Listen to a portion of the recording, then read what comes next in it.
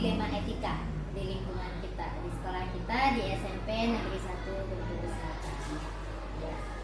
Boleh? Bersediakah Ibu? Ya, silakan. Ini ada beberapa pertanyaan ya Bu ya. Yang pertama di sini ya Bu ya, selama ini bagaimana Ibu dapat mengidentifikasi kasus-kasus yang merupakan dilema etika di lingkungan kita di sekolah? Ya, sebenarnya sekolah kita kan sekolah besar, tentu masalah akan timbul di mana-mana. Maksudnya bisa saja dari siswa, bisa dari guru-guru, dari wali murid, bisa. Nah, kita untuk melihat mengidentifikasi bahwa itu adalah kasus yang merupakan dilema etika, tentu dari berbagai sumber yang harus kita lihat. Apakah itu termasuk dilema etika, atau moral, atau bagaimana, nanti mungkin sumbernya dari siswa itu sendiri, dari guru yang mengajar, dari wali kelas, atau bahkan dari guru BK, seperti itu. Iya. Ya, ini selanjutnya Bu, bagaimana Ibu menjalankan pengambilan keputusan di sekolah ini, terutama untuk kasus-kasus di mana ada dua kepentingan, kepentingannya yang sama-sama benar atau sama-sama mengandung nilai kebajikan. Ya. Nah, untuk memberikan keputusan, membuat keputusan dari masalah yang seperti itu, tentu kita harus dengan berbagai sumber maksudnya sumber informasi. Nah, informasi itu tadi mungkin kalau masalah itu di antara anak siswa, ya kita mau cari informasi dari guru mata pelajaran, mungkin bisa jadi dari orang tuanya, bisa jadi apakah dia ada masalah atau sudah tercatat di BK, seperti itu. Nah, karena bisa saja seperti itu, anak-anak yang bermasalah ketika dia memang anaknya bagus kan, nilainya bagus, prestasinya bagus, tapi kehadirannya tidak cukup misalnya. Kehadirannya karena apa? Oh, rupanya mungkin orang tuanya sakit, ya nunggu orang tuanya sakit. Ya itu juga bagus kan, alasan mereka bagus, tapi anak yang bagus ini juga untuk peraturan atau tata tertib sekolah juga bagus. Jadi itu masih dilema juga itu. Ya, caranya ya dengan mengambil informasi. Iya, oke. Berarti itu tadi termasuk langkah-langkah atau prosedurnya ya, seperti itu ya Bu ya. Oke. Selanjutnya hal-hal apa saja yang selama ini Ibu anggap efektif dalam pengambilan keputusan? Ya, yang akan membuat sebuah keputusan itu efektif, yang pertama tadi menggali informasi yang sebenarnya. Kedua belah pihak, ya, bukan hanya sekedar informasi dari sepihak. Nah, informasi cukup, kemudian meminta pendapat dari yang lain. Ya tadi kalau kita di sekolah ini tentu saja dari guru mata pelajaran, dari wali kelas, dari guru BK-nya. Nah, dengan begitu keputusan nanti tidak akan berpihak kepada seseorang dan tidak akan merugikan. Iya. Nah, selanjutnya nih, hal-hal apa saja yang merupakan tantangan Ibu dalam mengambil keputusan pada kasus-kasus tadi?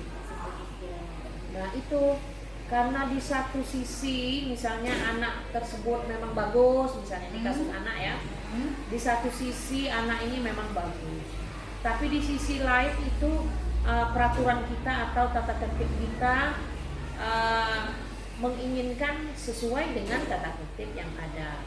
Padahal yang dilakukannya ya bisa mengandung kebenaran juga. Nah, dari hal tersebut lagi-lagi kita mencari informasi sehingga keputusan nanti tidak merugikan seseorang. Luar biasa sekali ya Bu ya, tahap-tahapnya, langkah-langkahnya dalam mengambil keputusan. Oke.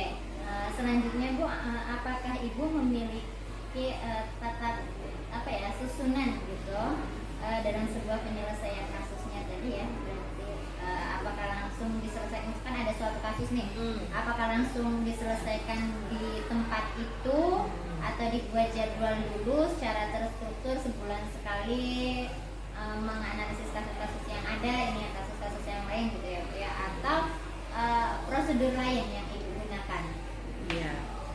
ketika ada kasus yang memang harus sampai ke pemimpin atau kepala sekolah ya yang memang harus memutuskan, maka kita akan tidak bisa serta-merta kita putuskan saat itu juga. Karena membelakangi dari masalah tersebut pasti ada cerita-cerita di belakang itu, pasti ada sumber-sumber yang harus kita dengar. Nah, mungkin ini barusan ada masalah ya, termasuk sebenarnya ini dilema etika atau dilema moral ini memang di satu pihak dia mengerjakan sesuai tugasnya, di pihak yang lain anak juga tidak mau dibuat seperti itu. Nah, itu kita butuh proses dari awal. Mungkin kita memanggil ini dulu, mencari informasi sehingga kita terbuka ini yang sebenarnya. Jadi keputusan yang diberikan juga tidak merugikan. Oke. Nah, adakah atau faktor-faktor apa yang mempermudah atau membantu ibu dalam pengambilan keputusan? Tentu saja sebuah keputusan yang diambil oleh kepala sekolah itu yang sangat membantu tentu informasi dari semua pihak, baik itu dari siswa, dari guru yang mengajar, dari wali kelas dan guru BK yang ada. Oke, iya. Dari semua yang disampaikan sama ibu, pembelajaran apa yang dapat ibu petik dari pengalaman-pengalaman yang sudah dilewati tadi? Nah, dari berbagai masalah yang sudah kita lewati, pembelajaran yang penting itu adalah kerjasama. Ya. Kerjasama kalau di sekolah tentu semua berfungsi. Artinya tidak ada hanya keputusan kepala sekolah, tidak ada hanya keputusan guru mata pelajaran atau wali kelas. Semua berfungsi sesuai tupoksinya masing-masing. Karena dari kerjasama itu nanti akan menghasilkan sesuatu yang baik. Tentu saja. Luar biasa sekali ini ya pemaparannya dari kasus dilema etika maupun rujukan moral yang ada di sekolah kita. Semoga kedepannya apapun masalahnya dapat diselesaikan. Amin, insya Allah. Ya, sukses selalu untuk SMP Negeri 1. Halo Bu. Halo. Apa kabarnya? Alhamdulillah baik. Kabar istri gimana? Alhamdulillah. Gimana keadaan sekolahnya Bu? Alhamdulillah aman. Baik. Iya. Kondisi siswa-siswanya? Baik saja. Iya. Alhamdulillah ya Bu ya. Alhamdulillah. Oke. Di sini saya minta waktunya sebentar ya Bu ya. Oke. Nah, di sini ada beberapa yang ingin saya tanyakan terkait tentang ini ya, kepemimpinan. Iya. Ya. Oke. Boleh Bu? Oh ya boleh. Ya, oke.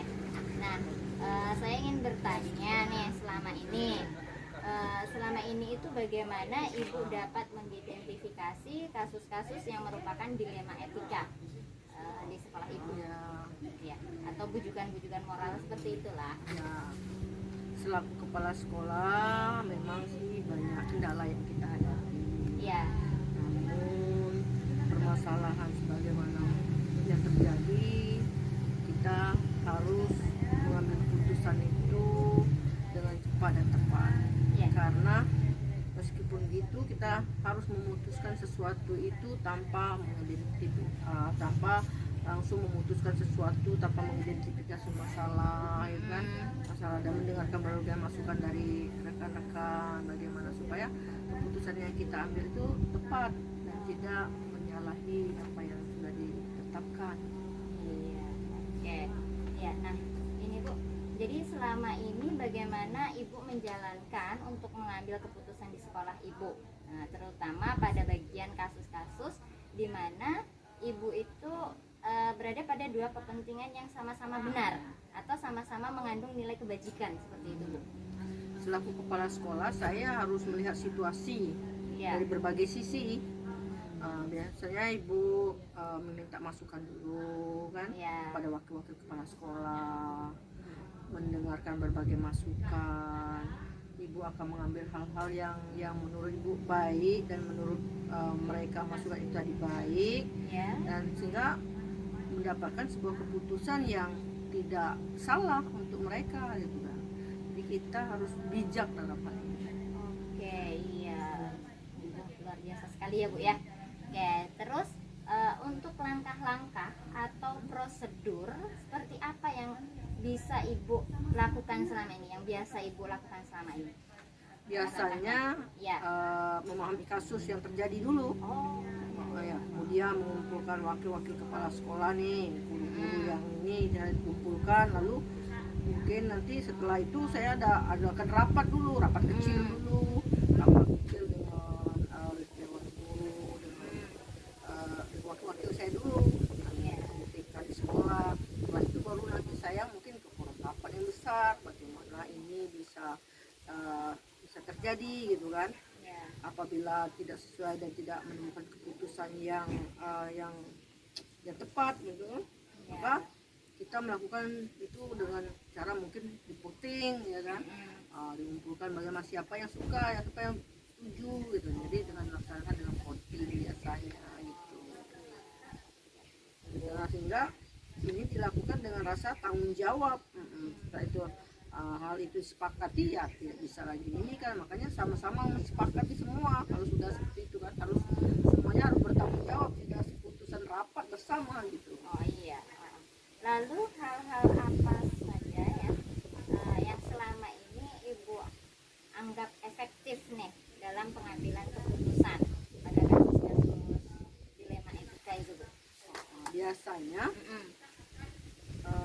yang diinginkan itu yang sesuai dengan keinginan mereka juga gitu. Sehingga tidak akan menimbulkan suatu dilema, suatu keputusan yang mungkin salah. Jadi apa yang saya inginkan dan mereka inginkan juga sepakat. Ya, jadi sejalan gitu ya, Sejalan, Bu ya. ya. Oke. Nah, lalu Bu, hal-hal apa saja yang selama ini merupakan tantangan dalam pengambilan keputusan pada kasus-kasus dilema itu tadi? Biasanya tantangan itu mayoritasnya itu ada perbedaan lah, perbedaan keinginan mayoritas guru, berbeda harapan yang saya inginkan itu tadi berbeda dengan apa yang dilakukan gitu kan, dengan harapan yang dihasilkan gitu kan. Tapi dengan kebersamaan, mungkin dengan pendekatan, dengan cara mencari solusi bersama-sama, mungkin itu akan menjadi hal yang mudah dan akan menjadi suatu yang positif bagi kami nanti semua yang untuk lingkungan sekolah khususnya. Ya, harapan tidak sesuai dengan kenyataan. Ya, tantangannya ya, Bu ya. tantangannya itu. Oke. Selanjutnya Bu, apakah ini ya, Ibu itu memiliki sebuah tata kala atau jadwal tertentu dalam sebuah penyelesaian kasus dilema etika. Nah, terus apakah langsung kalau misalkan ada kasusnya itu langsung diselesaikan di tempat atau punya jadwal untuk menyelesaikan atau dibuat secara prosedur kayak gitu, nah, untuk menyelesaikan? Kalau kita melakukan itu, proses itu akan kita langsung kita selesaikan, cuman dalam kondisi yang maksud saya dalam kondisi secepatnya gitu kan. Nah, cuman kita lihat itu berat atau ringannya masalah itu ya kan yang ada di sekolah dan apa kendala yang harus dipenuhi. Tapi yang jelas kita harus cepat tanggap, karena apapun masalah itu harus cepat kita ketahui dan harus cepat kita selesaikan. Jadi sehingga nanti tidak menimbulkan suatu terjadinya pertanyaan kasus gitu. Harus secepat mungkin kita tanggapi apapun yang ada terjadi di sekolah, sehingga kasus itu baik ringan apapun berat, nah suatu kasus itu harus selesai, harus cepat diselesaikan. Iya, oke. Luar biasa sekali ya, Bu ya. Oke, nah selanjutnya adakah seseorang atau faktor-faktor apa selama ini yang mempermudah atau membantu Ibu dalam pengambilan keputusan dalam kasus itu tadi? Tentu saja itu pertama ya dukungan dari keluarga gitu kan. Ya. Itu tim yang ada di sekolah dan rekan sejawat itu sangat mendukung, karena kalau kita mengambil suatu keputusan menghadapi suatu masalah tidak adanya suatu kekompakan, maka sangat rumit kita menyelesaikan sebuah masalah gitu. Iya. Harus ada tim yang solid, keinginan yang jelas di situ. Apapun yang kita lakukan itu harus nuansanya nyaman. Kalau kita nyaman dimanapun berada, ya itu otomatis semua rintangan itu mudah dihadapi. Akan berjalan lancar Ya, ya, Bu ya. berjalan lancar. Oke. Nah, yang terakhir, Bu. Ya, dari semua hal yang telah disampaikan tadi, pembelajarannya nih, pembelajaran apa yang dapat dipetik dari pengalaman ibu dalam mengambil keputusan. Jadi pelajarannya itu apa? Pelajarannya apa ya, karena kita di sekolah itu setiap fase itu kan berbeda-beda, setiap tahapan permasalahan di sekolah itu kan berbeda-beda, walaupun cara kita bertugasnya berbeda dari sekolah ini ke sekolah itu, tapi kita harus menyikapi dengan bijaksana. Kita proses permasalahan itu harus kita lihat dari segi apa dulu. Jadi sehingga nanti kita bisa berdiskusi, bisa menyelesaikannya itu tidak menyebabkan ada efek samping. Bisa setiap kendala yang ada di sekolah itu membuat kita bijaksana, dewasa. Itu pengalaman yang sangat penting, karena pengalaman itu merupakan pengalaman yang terindah yang mungkin akan menjadi motivasi untuk kita ke depan. Bahwa kita harus sehingga nanti sebagai selaku kepala sekolah bagaimana menyikapi hal ini itu tidak menjadi bumerang bagi tim maupun guru-guru yang ada di sekolah. Kita harus bersikap ya, loyalitas sebagai pengayom. Jadi kesuksesan kita itu bukan semata-mata karena kita sendiri, tapi ada tim yang bagus, ada rekan-rekan yang bagus di belakang kita. Luar biasa sekali ya Bu ya pengalamannya. Oke, sepertinya cukup. Sukses selalu untuk sekolah Ibu. Mudah-mudahan semakin jaya sekolahnya. Makasih Bu. Terima kasih.